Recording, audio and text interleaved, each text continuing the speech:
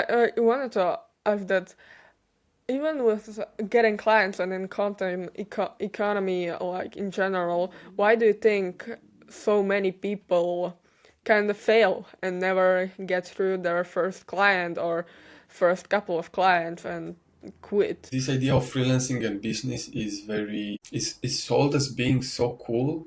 You just travel, you just um, work whenever you want. It's so cool to be an entrepreneur and do all those things. And it is, from my opinion, like I didn't get like I'm not close to where I want to be as well. But from what I see, actually doing this shit, like freelancing, for example, which is not even a business, I would say, is not easy. It's not as presented. Like you just do it and you get clients and you have this freedom.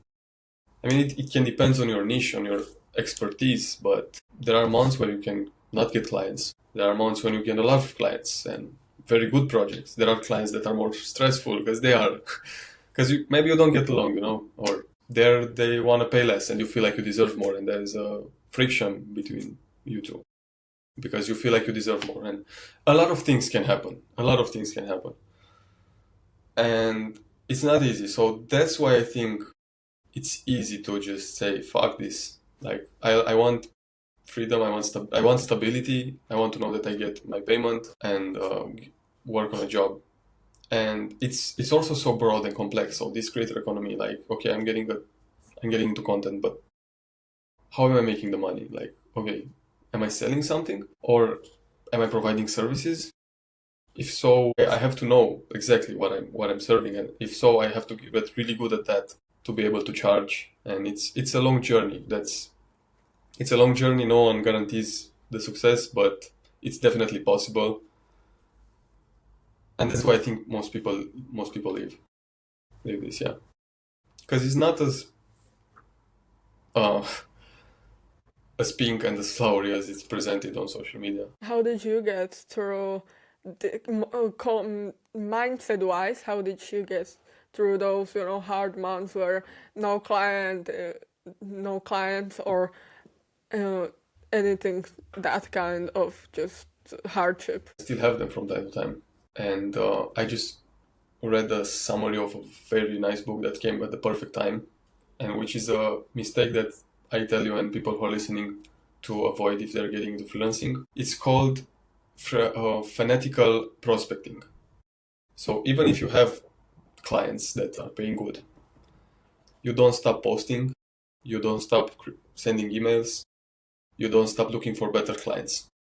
Because if you have, for example, a $500 client and a $2,000 client, and you prospect and you get the possibility to work with a $2,000 client, you can stop the collaboration with the 500 and get to a 2K, right? You can get a better client. And so even if you have clients, you shouldn't stop to be out there, post, be clients that want to work with you, have clients that want to work with you, send emails, maybe call and maybe talk to, people with businesses. As a freelancer, I think this is the most important thing to do, which I missed as well. Even if you get good clients, like continue to search and be out there and post. Even if you don't post as much as when you don't have clients or when you finished projects. Even if you post, because that's when you post a lot. You get out there, you send emails, but when you have clients, you still post. Maybe not that much, but you still go.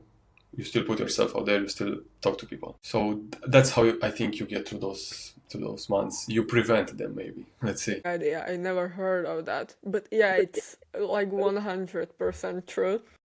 Um, Kind of halfly, I learned that hard lesson myself, especially, with the podcast. I have some of hosts, or not hosts, guests that I have, and I, stopped outreaching because honestly, outreach is the, most boring thing in the world. Just kind of feel like I want them to come to me.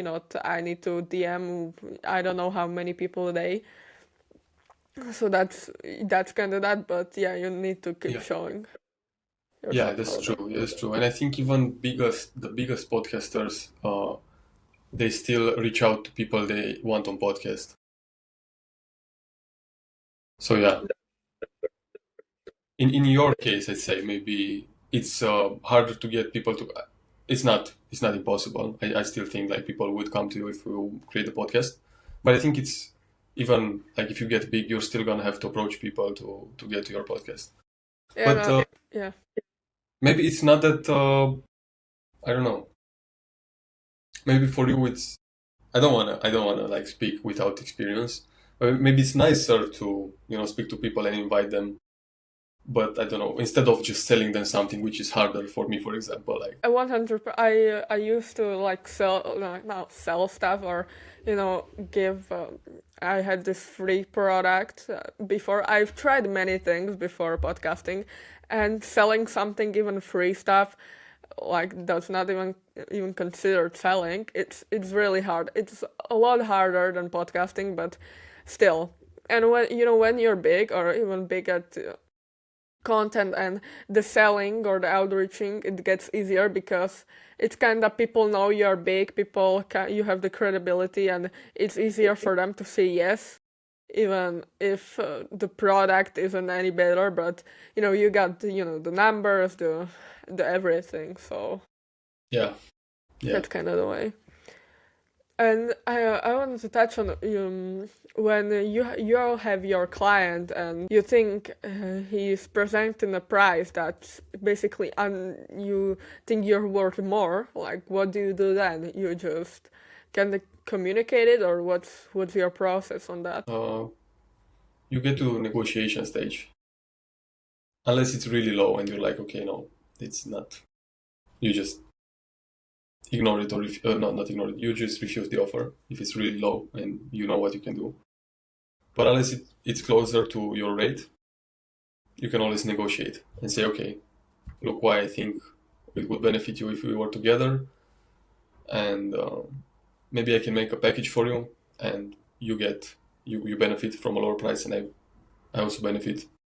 We both benefit from this. So I think it's a negotiation.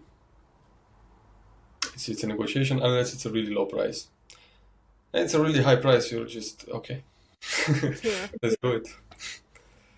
Uh, kind of go the questions at the beginning. How do you know how much you're worth, and how people should pay you for your content? This is such a struggle. Like even after 3 years of freelancing, it's always gonna be. I think. I think for many years it's gonna be, unless because I'm always like I'm also changing my offer from, okay, I'm video editing in this style, and then I'm editing also in this style, but I'm also like content creation offer. So it really depends on what I do. I also like I've been an actor for a company, like in the sense that I filmed myself talking for them in the video, and another price. But how do you know your worth is when you get to a really good client at some point that is you propose a certain amount that is outside what you think you're worth, and then they say yes, and then it sometimes something clicks. It doesn't feel like you don't feel like you're there, but you start to understand that they benefit from what you do for them for that price, and then it's like, okay, like this really costs. This is the real price for it. And like you have to step outside a bit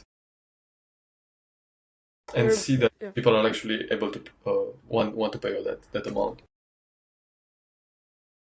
I do, yeah, I do agree, because especially it would be in my case, probably maybe in yours too, that I would be so used to just undervaluing myself, like like as much as you can. Kind of the tactic of, I'm gonna mm, just say the higher price even if I don't know I'm there yet, is, I Yeah, think, a good mentality, because you never like fully know how much you're doing for the business. It may seem for you like, oh, I will just edit videos, or is it just this product or this service, and actually you're doing so much for them and you're getting paid so little. yeah, So that's yeah. that's a common problem. Yeah, to get paid little. Yeah, um, yeah. No, it comes down to this. it comes down to actually having also the skill to deliver what they need. So in my case, video editing, I've received like testimonials from people. I received a lot of things. So it's also the experience, I have in the back, which was hard work, that gives me the confidence to raise my prices, accordingly. And some won't pay, even if you have the experience. Like there are a lot of people that won't pay. They want cheaper for the same results, and I think you have to say no.